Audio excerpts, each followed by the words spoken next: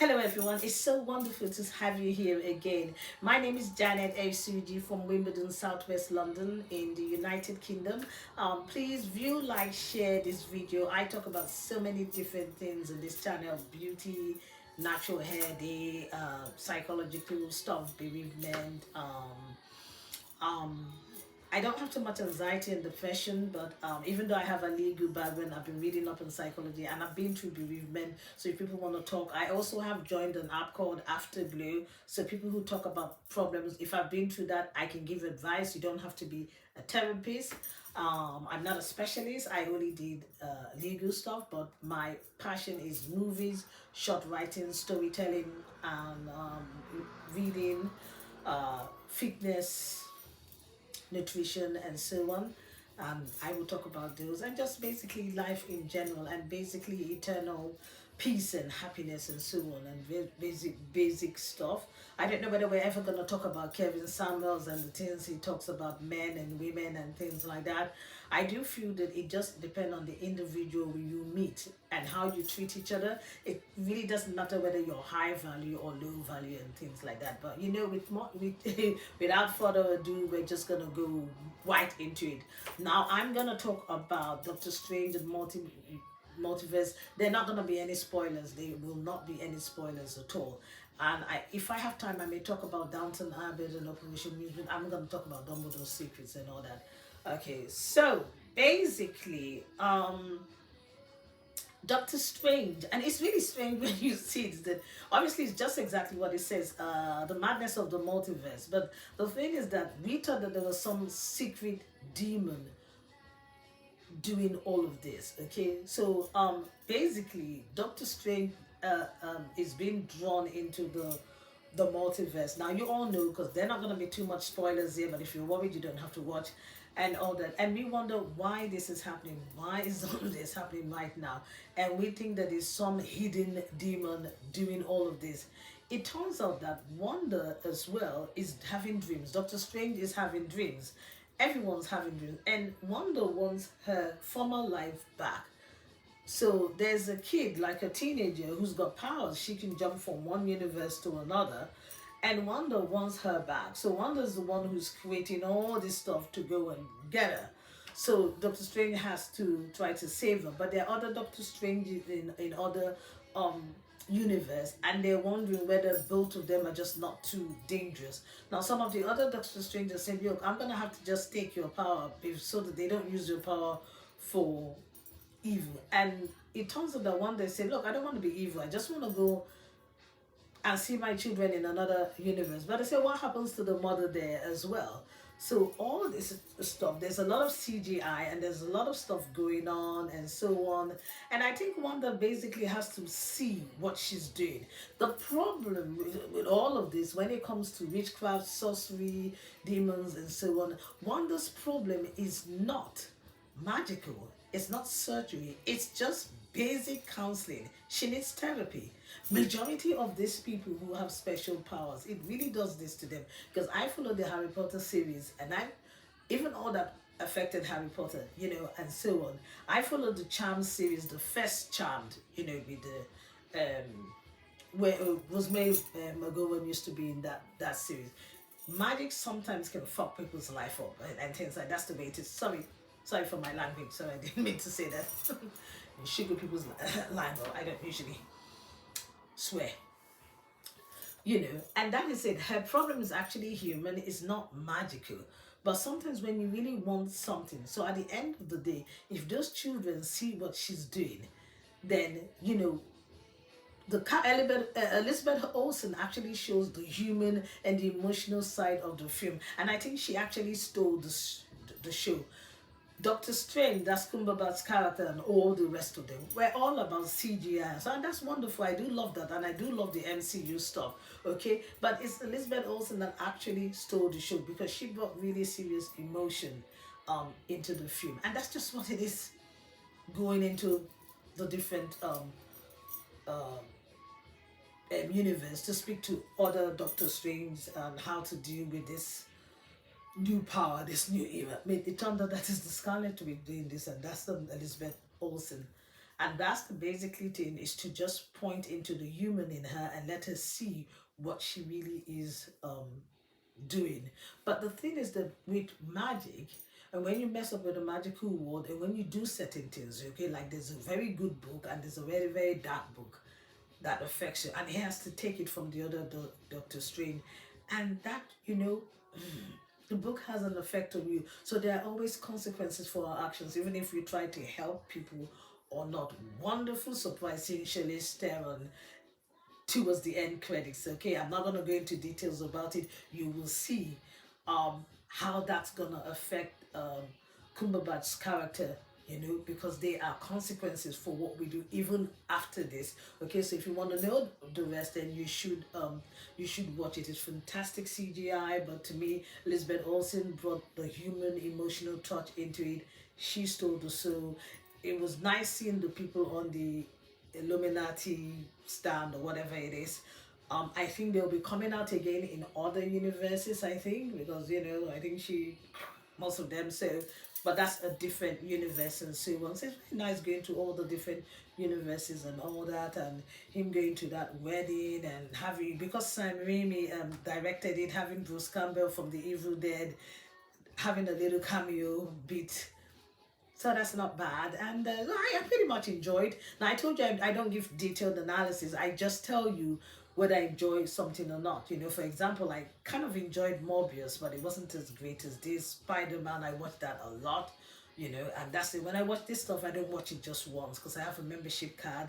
I don't know. I did talk about yeah, didn't I? I thought I did talk about Spider-Man and so on. So Morbius and Spider-Man were not bad, but Spider-Man and Doctor Strange was not better than Morbius, but it's very good. I wanted to talk about Batman. Batman was actually good, Robert Pattinson, but it was also slightly boring for me because usually this type of films I watch them multiple times. The Spider-Man I could watch it only a time. Batman I could only watch it one time and a half. Maybe I'll talk about Batman. His past comes to haunt him. I don't know, or his childhood. So I'll talk about that another time.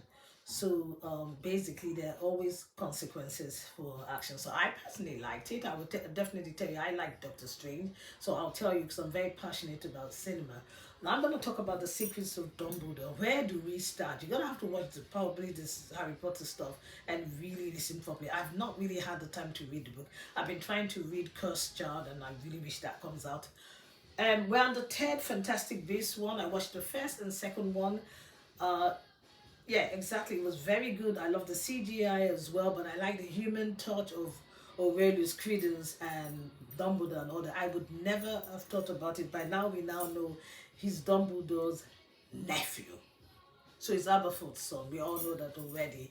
And I really do feel how tries to talk to him and contain him, but not trying to kill him. And you see, Grindelwald, I don't know whether to call him good or bad. I mean, there's so many people that would have said, look, all these new people trying to join, all of a sudden, they're probably going to betray you. And also, one thing I love about Queenie and Kowalski is that you can't kill true love. They will always find a way to get together again. And like I said, I always loved anything magical and horror and fantastic. And they really don't like us Mongols, And I think it's about, that human touch and that tolerance and everybody trying to live peacefully despite what war you're coming for, and containing certain situations and so on. And I think his fate that has allowed that locket that has their blood, when they were trying to protect Credence, or when the two were fighting, they didn't fight each other, they were blocking something else, and the locket broke. So I think in the next two bits, Dumbledore may just be able to defeat him and something like that. But like I said, he had a lot of CGI as well. But personally, Newt Scamander was doing his usual animal stuff. It's wonderful they gave Bunty a better role. New people coming in is wonderful. It just looks like Dumbledore's army, like the Order of the Phoenix. And the Order of the Phoenix is my favorite Harry Potter. That's when I started going to the cinema to watch it. Before that, I watched it with my niece on Sky Movies up to the fourth one, and the Order of the Phoenix is my favorite.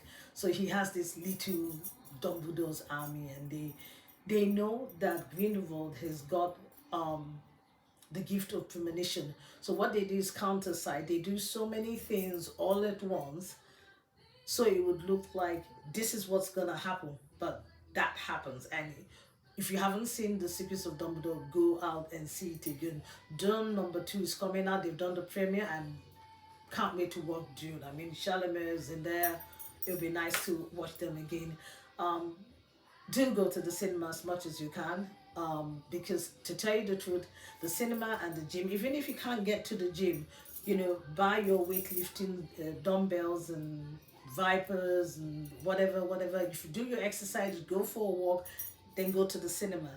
That basically is good for your mental health. Now, if you say, oh, the cost of living is high, no, look, let that be the only bill. Even if it means I don't even have time to watch my Netflix. Even if it means getting rid of Netflix, that's £14 a month.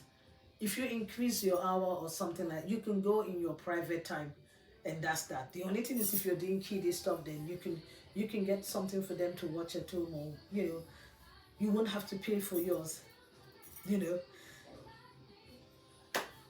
But if you're lucky and you don't have kids, and I don't have a big paying job, and I'm able to pay for it, that means I can watch a film anytime. I can watch a film almost anytime I want. It's an extra £5 to pay for IMAX. I don't.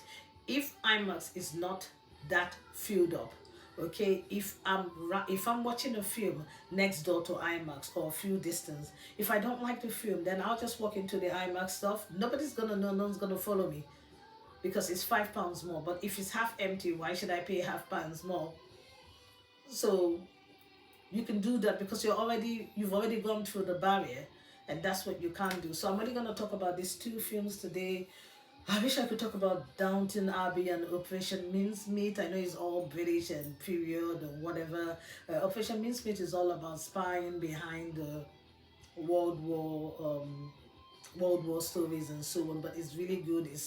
It's different from the Cumberbatch spy story, but that was good as well. I always love this because I always love these British, Russian spy sort of stories and so on. Another thing I told you about this, I haven't told you about these films, is before I used to just watch a film and look at the action. Now I follow each character and I think about the character arc. I look at the character arc of Elizabeth Olsen, and that's the only person that really had that and had real change in the Doctor Strange and the madness of the multiverse, and something like that. And another thing is, I do listen to the background music. I've got Alexa, and sometimes I go home and I tell them to play the music of Dumbledore's Secrets or Morbius or Doctor Strange or the Spider-Man. It just gives you that memory of the cinema. So please do try to go to the cinema when you can. I'm not being sponsored by this video. If you let me know, I do feel that my video is almost better than a lot of YouTubers that analyze films. Even though I watch their stuff, it is very good. I mean, they go and break it down. I don't, because I like people to have that element of surprise and go and see it. I just tell you whether I like it or not, whether it was good or not, or whether I found it interesting or slightly boring or something like that. But I would definitely encourage you to go out there, because I really feel on top of the world. And you're sitting for 2 hours, and because of that, I can walk 45 minutes home. And it's a wonderful thing that you can do. It is wonderful. Now I have to rest because I'm involved in my intermittent fasting right now, and I love the films. The films were just very good. Downton Abbey was fine. I never watched the series, but I watched the first film. I've watched the second film now. Just listen to the background music. The background music is just so good. It's wonderful. I mean, the magic of the theater. I know we've had the bad stuff like that guy. I don't. It's not Michael Bay. The guy in dark hair now. There's been still sexually harassing people, having incidents. So many people, just so many things that have been happening. But recently, I mean, I feel like I'm jealous. We now have Netflix bringing out a lot of stuff. It feels like there's more jobs now for actors. I mean, I don't have time for series and all that. I like to just kite them up when I can. To me, if I was just a British actor, just acting in London in one of their days, we have a lot of dramas here. I would have done that. I do feel for these people, and if I have my life again, I would do that. I mean, I could be an actor today if I wanted to be an actor. But you know, now there are lots of people now bringing out their own content on YouTube. I mean, didn't somebody get famous via TikTok? And that's that. But you know, it is wonderful, the magic of the cinema. So try and do that. Okay, Downton Abbey and Operation Mincemeat was also very good. Morbius and Batman, okay. After a while, I found Batman to be okay. Towards the explosion bit wasn't that bad, but his childhood catches up with him. So there is a human form to it. I love the background music of Downton Abbey, The Secrets of Dumbledore, all of them. Just sit down, listen to the background music. You are in a darkened room. It's just really, it's just wonderful. So it's not just the character act I look into the background music of it. It's just wonderful, you know, watching these films. Okay, especially Downton Abbey, the background music was just lovely. But so far so good. um Doctor Strange and the Multiverse as well. I'm still watching it. I've watched it twice. I'm gonna watch it in 3D now. I've watched it in IMAX and so on. So I know that I'm gonna repeat Downton Abbey again as well. It's just wonderful. Just also listen to the background music. It's always very soothing. It's just fantastic, and that's where you can get your me time. If you can, if somebody else is just say, "Oh, I'm just going out with my friends and all that," let somebody else look after the kids. Just go there sometimes on your own to the cinema. You don't need to be chatting with anyone. You're gonna be in a darkened room. It is wonderful. So I can recommend Secrets of Dumbledore. Yes, watch Multiverse, Doctor Strange and Multiverse. Yeah, watch that. And Downton Abbey, yes, Operation Mincemeat depends on if you like that stuff. Morbius and Batman, watch that as an extra. You know, it's not as great as the other films, but it is something anyway. Stay safe and take care.